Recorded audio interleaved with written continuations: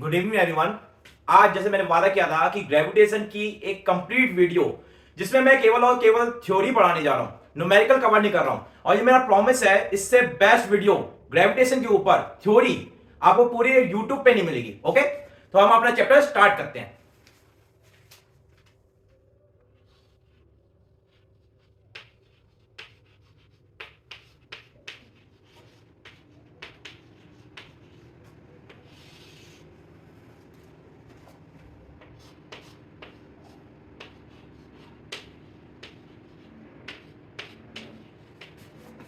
Newton's law of gravitation. Newton ने gravitation का एक नियम दिया था कि जब दो बॉडी जिनके बीच में क्या हो, कुछ दूरी पे रखे गए हो और दोनों में मास हो, क्या हो, मास हो, तो वो एक दूसरे को अट्रैक्ट करते हैं। उस अट्रैक्शन फोर्स का नाम होता है ग्रेविटेशनल फोर्स। समझ में आ रहा है? देखो, एक बॉडी ये रही, दूसरी बॉडी ये रही, इनकी बीच की दूरी कितनी है, r है। इसका मास कितना है, m1। इसका मास कितना है, m2 है ना। इनके बीच में एक अट्रैक्शन फोर्स लगेगा। क्या लगेगा? Attraction force. अट्रैक्शन को हिंदी में कहते हैं आकर्षण। तो एक आकर्षण बल लगेगा, उस अट्रैक्शन फोर्स का नाम होता है ग्रेविटेशनल फोर्स। ठीक है, तो एक आकर्षण बल लगा F। देखो, ये F फोर्स हमारा मास 2 मास 1 पे लगा रहा होगा, है ना। और हमको पता है न्यूटन का तीसरा नियम क्या होता है, every action has equal and opposite reaction. हर क्रिया की समान और विपरीत प्रतिक्रिया होती है। तो ये एक्शन है, तो इसका रिएक्शन कहां पे लगेगा, ये इसका रिएक्शन होगा। क्या ये समझ में आ रहा है? इन दोनों का परिमाण कैसा होगा, सेम होगा, मगर दिशा कैसी होगी, विपरीत होगी। क्या यहां तक समझ में आया? देखो, F force is directly proportional to m1 m2। जो दोनों मास है उनके द्रव्यमान का प्रोडक्ट किसके बराबर होता है, किसके डायरेक्टली प्रोपोर्शनल होता है, F के डायरेक्टली प्रोपोर्शनल होता है। क्या ये समझ में आ रहा है? ठीक है, अब देखो, F is inversely proportional to 1/r²। तो ये दो स्टेटमेंट न्यूटन ने एक्सपेरिमेंट के थ्रू पता करे। ठीक है, अब F is directly proportional to m1 m2 divided by r², है ना। और प्रोपोर्शनलिटी साइन हटता है तो एक कांस्टेंट आता है। क्या होगा वो कांस्टेंट?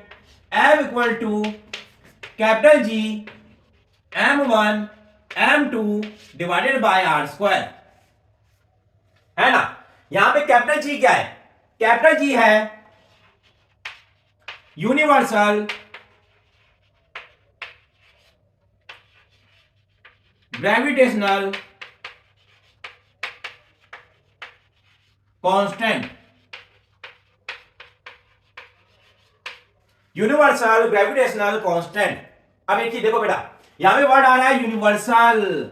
यूनिवर्स माने पूरी यूनिवर्स में। आप सोलर सिस्टम में लाओ या सोलर सिस्टम के बाहर चले जाओ, पानी में डूब जाओ या किसी तेल में डूब जाओ, कैपिटल जी की वैल्यू कभी चेंज नहीं होती है। कैपिटल जी की वैल्यू हमेशा कांस्टेंट रहती है ना। कैपिटल जी की वैल्यू कितनी होती है? 6.67 इंटू 10⁻⁻11 न्यूटन मीटर स्क्वायर पर केजी स्क्वायर। ये होती है कैपिटल जी की वैल्यू। क्या ये समझ में आ रहा है? ठीक है, m1 m2 क्या है, मास है, इनकी यूनिट क्या होगी, केजी होगी। r क्या है, दूरी है, इसकी क्या होगी, मीटर स्क्वायर। और f क्या होगी, न्यूटन। वहीं से यूनिट निकल के आती है न्यूटन मीटर स्क्वायर पर केजी स्क्वायर। तो ये था न्यूटन लॉ ऑफ ग्रेविटेशन।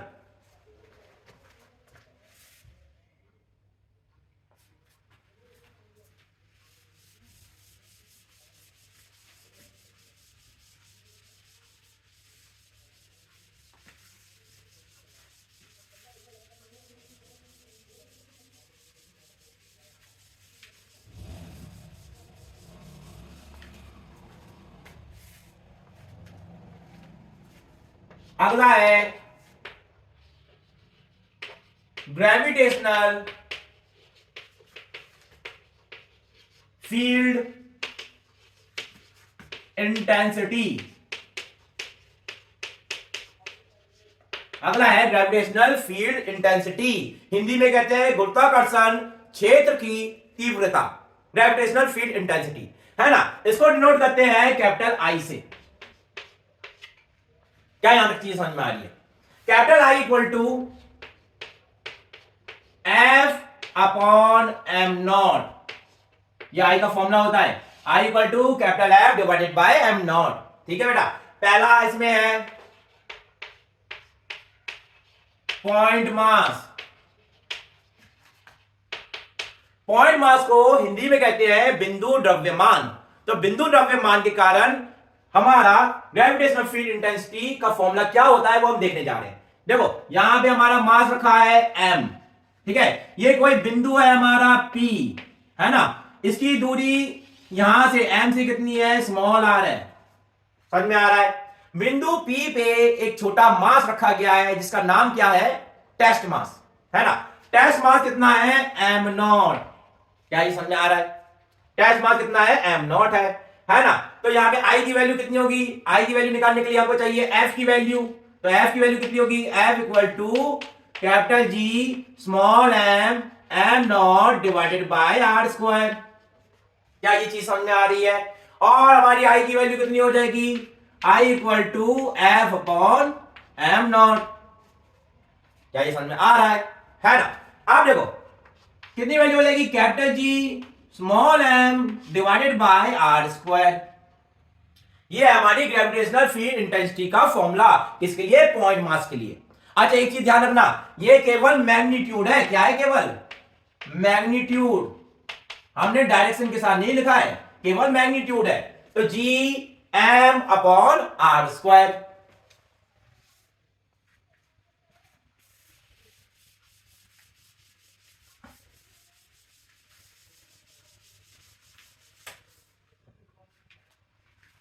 देखो अगला है solid sphere.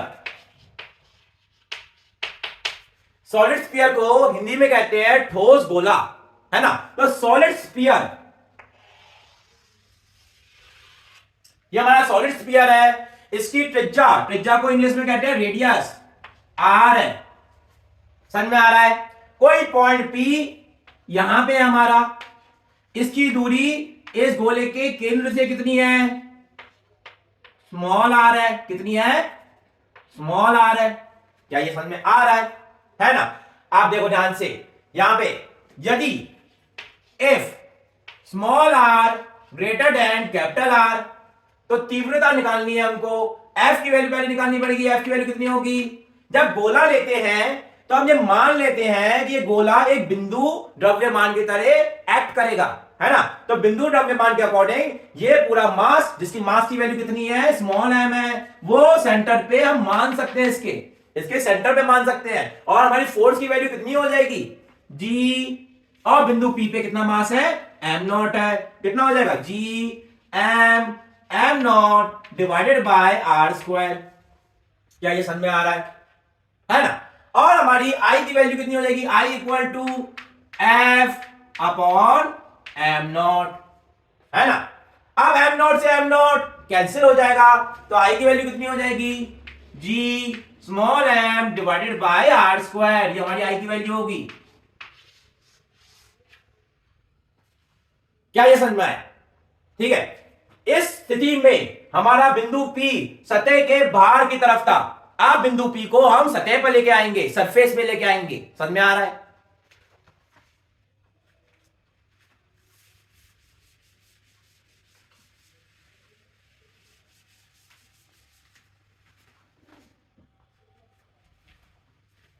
If small r बराबर कैपिटल R, अगर स्मॉल r कैपिटल R के बराबर हो जाएगा तो हमारी फोर्स की वैल्यू होगी capital G small m not divided by r square, है ना। और हमारी I की वैल्यू कितनी हो जाएगी, I equal to F upon m not. तो कितना हो जाएगा, capital G small m divided by r square. ये हमारी I की वैल्यू होगी।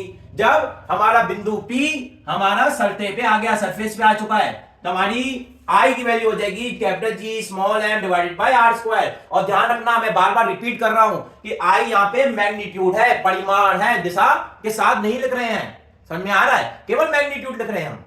ठीक,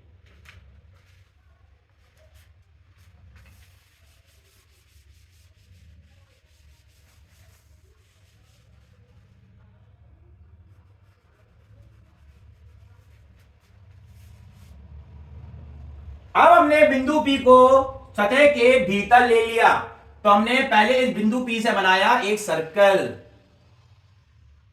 यह है बिंदु P, है ना। इसकी त्रिज्या कितनी है? स्मॉल r है।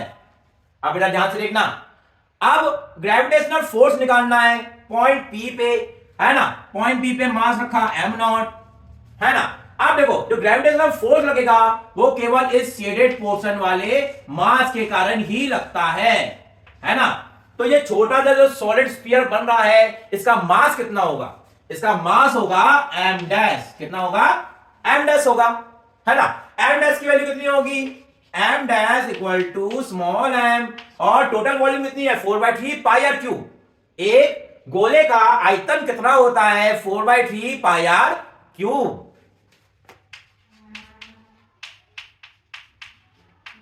Into 4/3 pi small are cube. ठीक है, पाई से पाई कैंसिल हो जाएगा, 4/3 से 4/3 कैंसिल हो जाएगा, तो एम डैश की वैल्यू कितनी आ जाएगी? Small M r cube divided by capital R cube. ये हमारी एम डैश की वैल्यू हो जाएगी। क्या ये चीज समझ में आ रही है?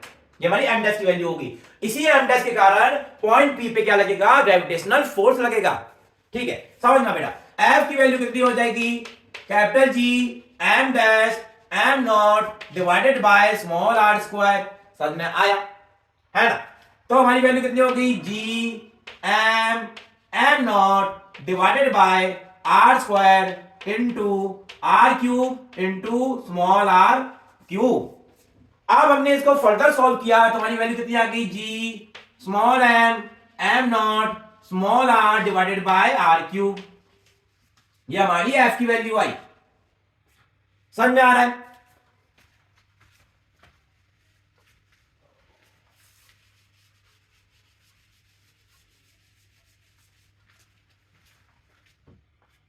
हमारी gravitational field intensity I equal to कितना होता है?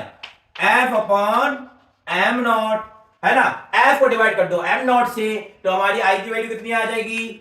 आई इक्वल टू आ जाएगा G small M R divided by are cube, capital R cube. ये हमारी आई की वैल्यू आएगी।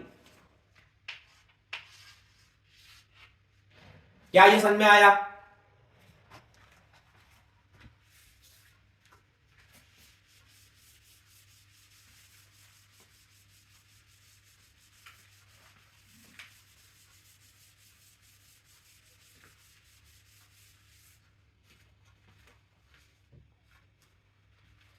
देखो बेटा, अब हम एक ग्राफ बनाने जा रहे हैं आई और आर के बीच में। ठीक है, यदि if small are less than capital R था तो हमारी आई का फॉर्मूला क्या आया था? I equal to G M small R divided by are cube. ये हमारा फॉर्मूला आया था आई की वैल्यू, है ना। इफ स्मॉल आर बराबर कैपिटल आर, तो आई का फॉर्मूला क्या आया था? I equal to capital G small M divided by are square, है ना। ये small are equal to capital R में आया था। ठीक है, if small R greater than capital R हो तो आई की वैल्यू क्या आई थी? I equal to capital G small M divided by small are square. क्या ये समझ में आ रहा है?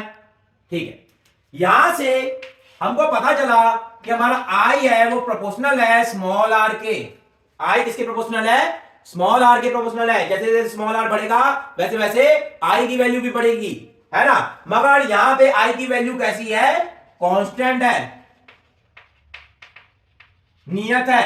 ठीक है, और इस कंडीशन में हमारी आई की वैल्यू किसके प्रोपोर्शनल है? I is inversely proportional to R square.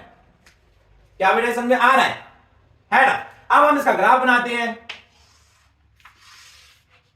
यहां पे क्या है? आर है, यहां पे आई है। पहले के लिए जैसे जैसे आर बढ़ेगा वैसे वैसे आई भी बढ़ेगा। और ये कैसा ग्राफ होगा? ये ग्राफ होगा स्ट्रेट लाइन, क्योंकि आर और आई इनके ऊपर पावर नहीं है, तो ऐसा ग्राफ बनेगा स्ट्रेट लाइन बनेगा।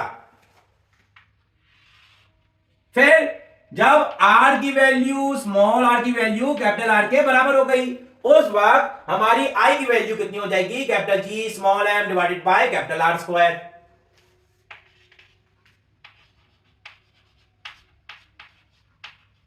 समझ में आया?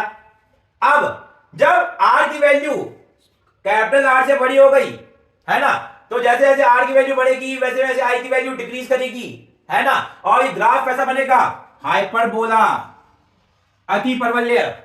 क्या ये समझ में आ रहा है? तो इसका ये ग्राफ होगा, आई और आर के बीच का ग्राफ होगा। अच्छा ध्यान रखना, यहां पे आई क्या है, मैग्नीट्यूड है। बार बार बता रहा हूं, ये क्या है बेटा, मैग्नीट्यूड। मैग्नीट्यूड को हिंदी में कहते हैं परिमाण। समझ में आ रहा है? परिमाण और दूरी के बीच का यह ग्राफ था। समझ में आ रहा है?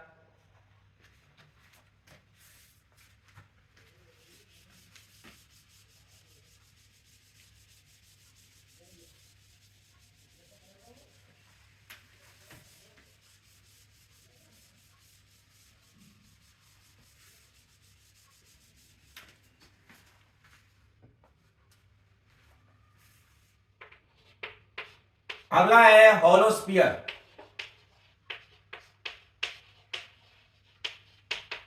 होलोस्फीयर को हिंदी में कहते हैं खोखला गोला, है ना। तो होलोस्फीयर, अब ये स्फीयर अंदर से खोखला है।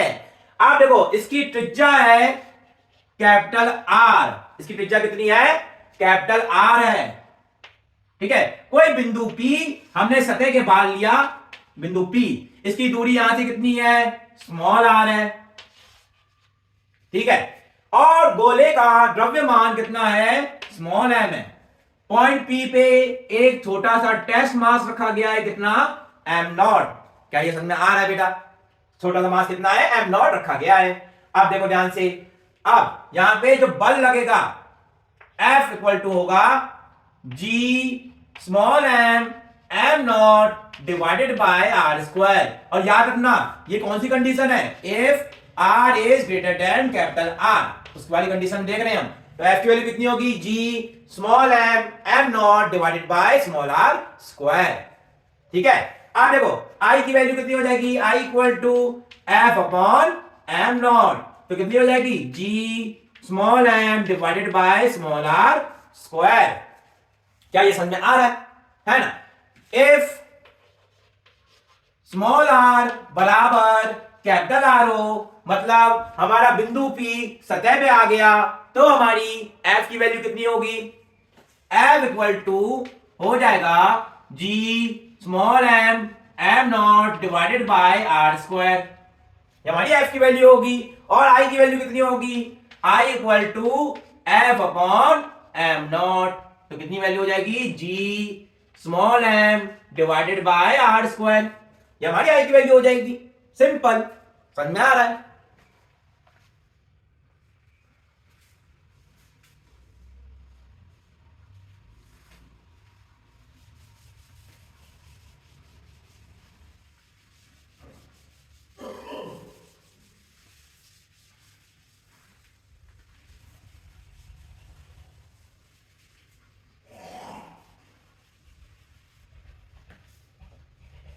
यदि हमने कोई बिंदु P को इसके सतह के अंदर ले लिया, ये पॉइंट तुमको बेटा याद रखना पड़ेगा।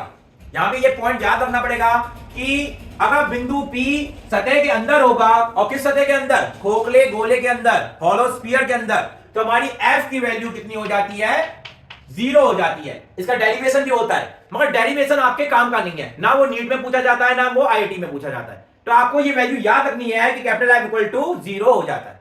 समझ में आ रहा है। If small are less than capital R हो तब। समझ में आ रहा है। और हमारी आई की वैल्यू भी कितनी हो जाएगी, 0 हो जाएगी। ये चीज समझ में आई।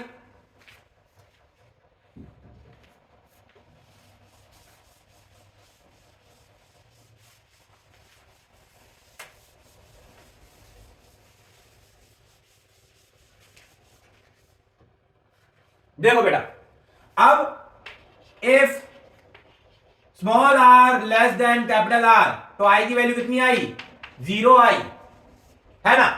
इफ स्मॉल आर बराबर कैपिटल आर, तो आई की वैल्यू कितनी आई, G small M divided by are square.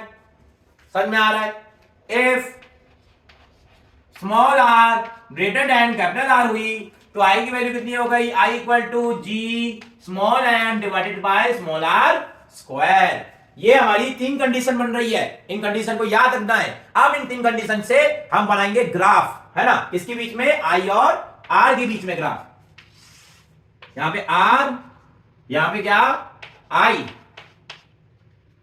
ठीक है, देखो जब स्मॉल आर की वैल्यू कैपिटल आर से छोटी होगी तो हमारी आई की वैल्यू है 0, तो यहां पे small are equal to capital R, small are equal to capital R है, तो यहां पे वैल्यू कितनी है, यहां पे वैल्यू 0 है। और जब स्मॉल आर कैपिटल आर के बराबर हो गया तो आई की वैल्यू कितनी हो गई, आई की वैल्यू यहां पे आ गई, कितनी हो गई यहां पे, capital G small M divided by capital R square. और इसके बाद हमारी आर की वैल्यू जैसे जैसे बढ़ रही है वैसे वैसे आई डिक्रीज कर रहा है, तो क्या बनेगा, यहां पे बनेगा हाइपरबोला।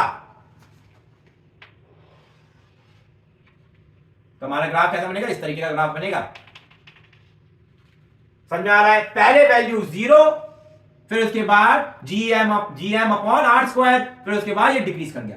समझ में आ रहा है। ठीक है, अब 5 मिनट का ब्रेक ले लें।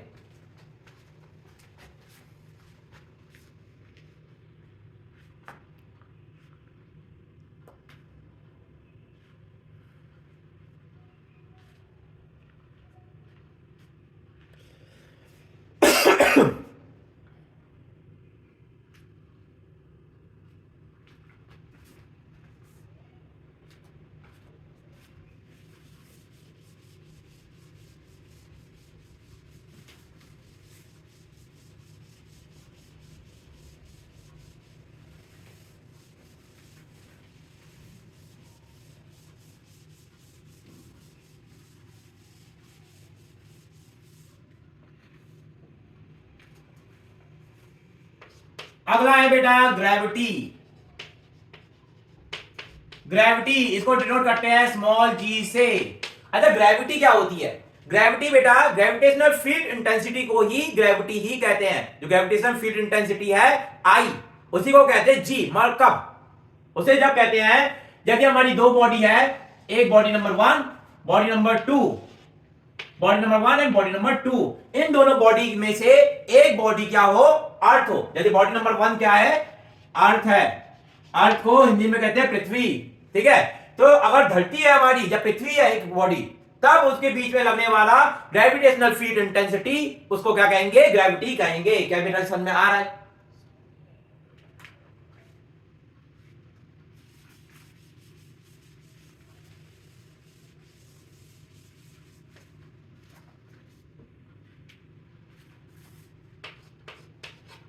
अगला है variation in acceleration due to gravity. Variation of acceleration, variation in acceleration due to gravity. Gravity के कारण एक्सेलरेशन में क्या क्या चेंजेस होते हैं वो हम पता करेंगे। देखो, पहला है due to altitude, altitude bracket में हाइट, हाइट के कारण ग्रेविटेशनल आपकी ग्रेविटी, उसमें क्या वेरिएशन आते हैं वो हम देखते हैं। ठीक है बेटा, देखो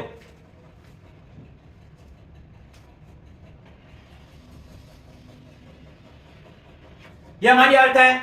ठीक है, यहां पे कोई पॉइंट है P, ये पॉइंट P सतह से कितना ऊंचा है, स्मॉल h ऊपर है। ठीक है, सेंटर से सतह तक की दूरी कितनी है, कैपिटल R है। ठीक है, अब देखो पॉइंट P से लेके इस धरती के सेंटर तक हमारी दूरी कितनी है, स्मॉल r है। कितनी है, स्मॉल r है। अब देखना ध्यान से बेटा, G इक्वल टू अब हमारा जो सॉलिड स्फीयर के फॉर्मूले थे वो लगेंगे, तो कितना हो जाएगा, कैपिटल G कैपिटल M किसका है, मास ऑफ अर्थ। ठीक है, capital G capital M divided by capital are plus H का होल का स्क्वायर। ये हमारी जी डैश की वैल्यू है। क्या बेटा समझ में आ रहा है ना? सतह पर हमारी जी की वैल्यू किसके बराबर है? G equal to capital G capital M divided by are square. ये हमारी जी की वैल्यू है। अब देखो ध्यान से, G dash equal to capital G capital M divided by capital R को बाहर ले लिया तो क्या हो जाएगा? कैपिटल आर स्क्वायर ब्रैकेट में 1 प्लस एच बाय आर का होल का स्क्वायर। क्या ये समझ में आया? है ना? तो जी डैश इसके बराबर हो गया, G dash equal to G divided by 1 plus H by R का होल का स्क्वायर। क्या ये समझ में आया?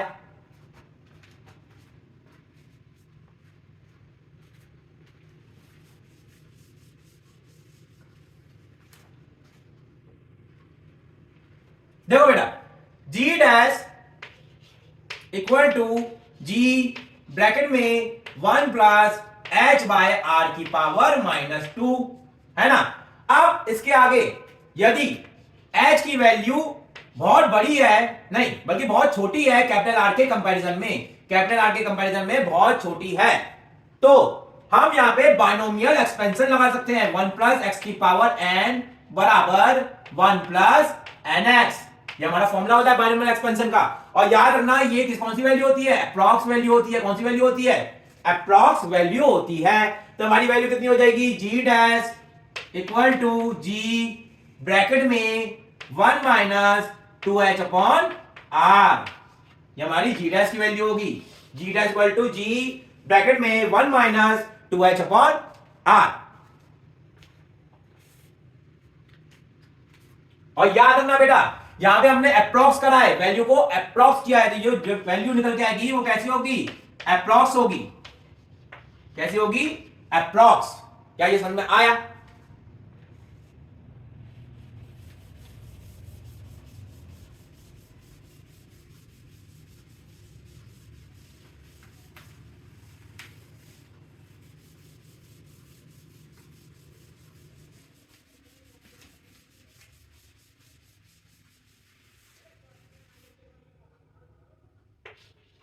अब है ड्यू टू डेप्थ। डेप्थ माने गहराई। अब हम धरती के सरफेस के नीचे जाएंगे। कितनी दूरी तक? h दूरी तक।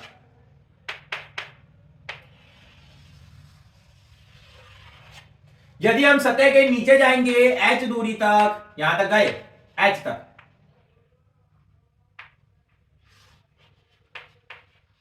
ठीक है बेटा, तो h दूरी तक नीचे जा रहे हैं, तो यहां से लेके यहां तक की दूरी क्या है हमारी? स्मॉल आर है। कितनी दूरी है? स्मॉल आर है।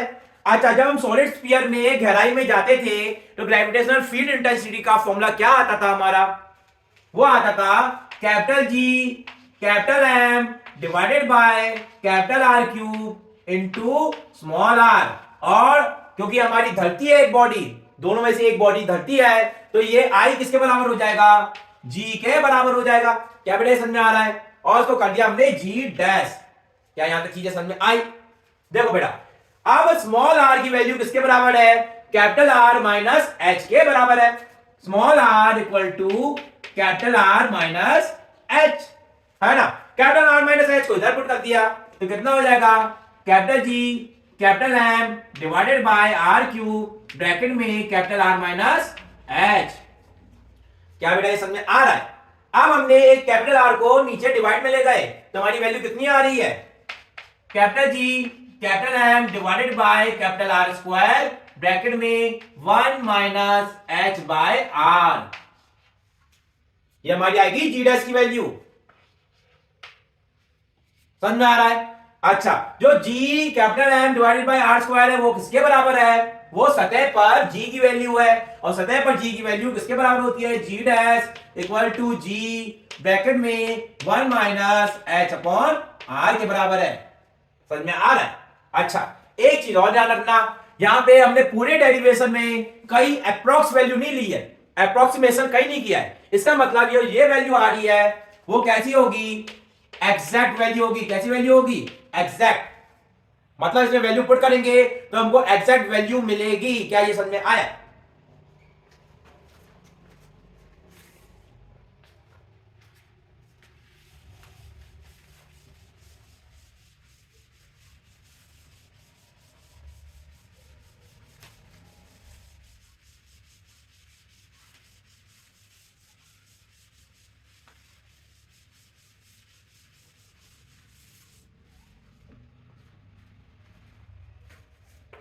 अगला है due to shape of the earth, due to shape of the earth, धरती के शेप के कारण जी में वेरिएशन कैसे होता है वो हम देखेंगे, ध्यान देना।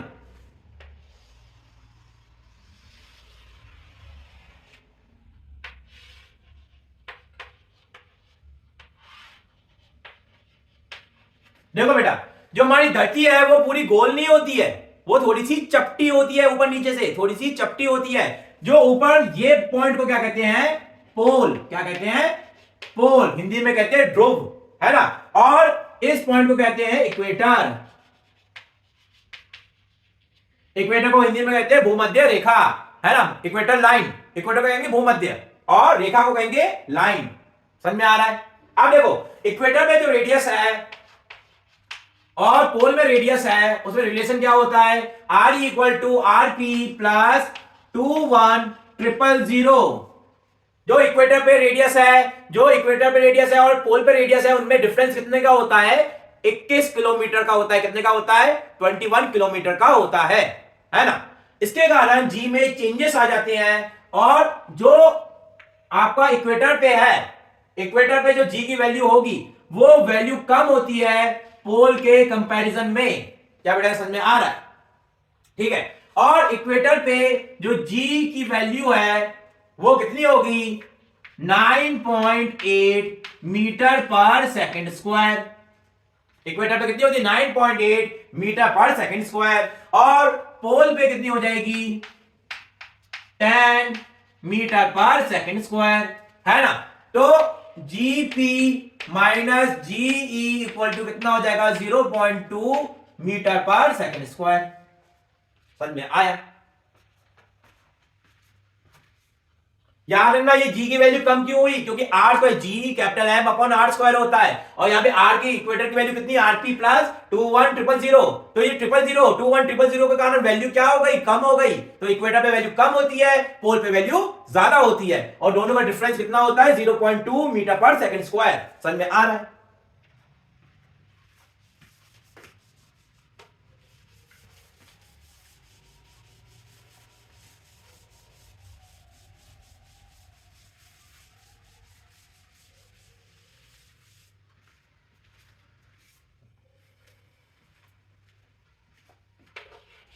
अगला है due to rotation of the earth, due to rotation of the earth, धरती के घूमने के कारण जी पे क्या अंतर आता है ये हम पता करेंगे। देखो,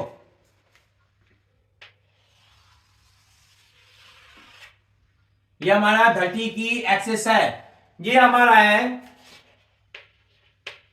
जियोग्राफिकल नॉर्थ पोल, और ये है हमारा जियोग्राफिकल साउथ पोल। अब बेटा ध्यान से देखना, हमारी ये भूमध्य रेखा, इक्वेटर लाइन, ठीक है, कोई बिंदु P यहां पे है ना। बिंदु P को केंद्र से जोड़ती हुई ये लाइन खींची, इसकी लंबाई कितनी है, त्रिज्या के बराबर है। क्या ये चीज समझ में आ रही है। ये लाइन भूमध्य रेखा से लैम्डा एंगल बना रही है ना।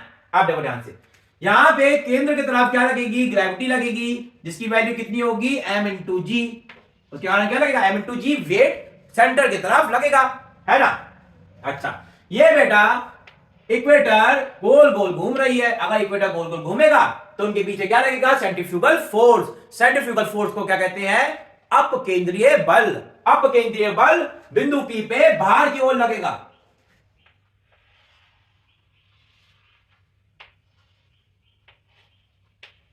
तो अप केंद्रीय बल हमारा बाहर की ओर लग रहा है, कितना लग रहा है, m, है ना, ओमेगा स्क्वायर स्मॉल r। ये अप केंद्रीय बल सेंट्रीफ्यूगल फोर्स आउटवर्ड लगेगा। अब इन दोनों फोर्स का रिजल्टेंट क्या होगा,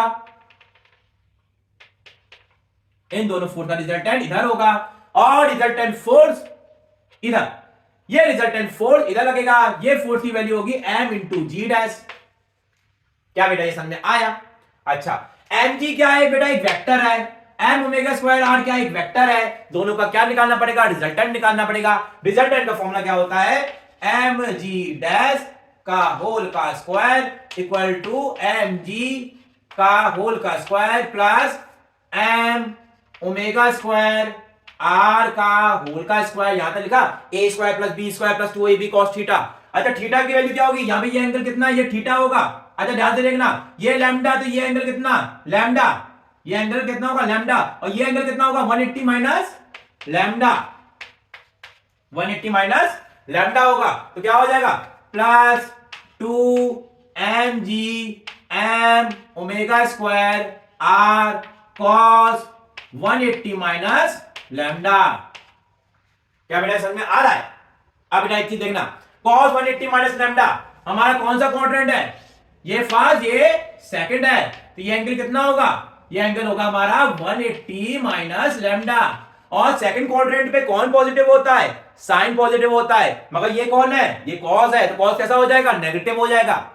देखो, एम स्क्वायर जी डैश का square equal to m square g square plus m square omega की पावर 4 आर स्क्वायर। ठीक है, और यहां पे कितना हो जाएगा? माइनस का 2m square G omega square R और कॉस लैम्डा। क्या ये समझ में आया? एम स्क्वायर से एम स्क्वायर कैंसिल हो जाएगा। G dash square equal to G square plus omega की power 4 are square minus 2g omega square are cos lambda. क्या बेटा यहां चीजें समझ में आई है ना? अब थोड़ा सा ब्रेक ले लेते हैं ना, 2 मिनट का हम ब्रेक ले लें।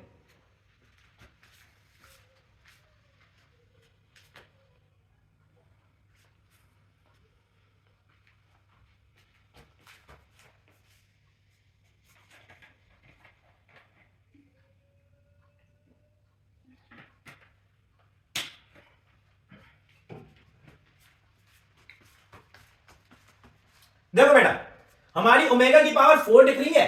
अच्छा, ये क्या है बेटा? धरती रोटेट कर रही है, ऐसे करके रोटेट कर रही है। एक रोटेशन धरती कितने टाइम में कंप्लीट करती है? 24 घंटे में, है ना? तो हमारी ओमेगा की वैल्यू कितनी होगी? Omega equal to 2 pi divided by 24 into एक घंटे में कितने सेकंड? 3600 सॉरी डबल जीरो, है ना? तो 3600 सेकंड होते हैं। अच्छा, एक चीज देखो, ये पूरी वैल्यू क्या 1 से बड़ी आएगी कि 1 से बड़ी आएगी कि 1 से छोटी आएगी? ये 1 से छोटी आएगी। अगर ओमेगा की वैल्यू 1 से छोटी आएगी तो ओमेगा की पावर 4 और भी छोटी वैल्यू बन जाएगी। अगर ओमेगा की पावर 4 और छोटी वैल्यू होगी तो इस पूरी वैल्यू को क्या कर सकते हैं? नेग्लेक्ट कर सकते हैं। तो हमारी जी डैश स्क्वायर कितना हो जाएगा? G dash square equal to G square minus 2g omega square are cos lambda. क्या बेटा ये समझ में आया? है ना? और जी स्क्वायर को हमने कॉमन ले लिया, ये स्क्वायर है बेटा यहां पे, है ना? तो हमने जी स्क्वायर को कॉमन ले लिया, तो हमारी वैल्यू कितनी हो जाएगी? जी स्क्वायर ब्रैकेट में 1 माइनस और जी से जी कैंसिल हो जाएगा, तो 2 omega square are cos lambda, है ना, डिवाइडेड बाय जी। क्या ये चीज समझ में आई?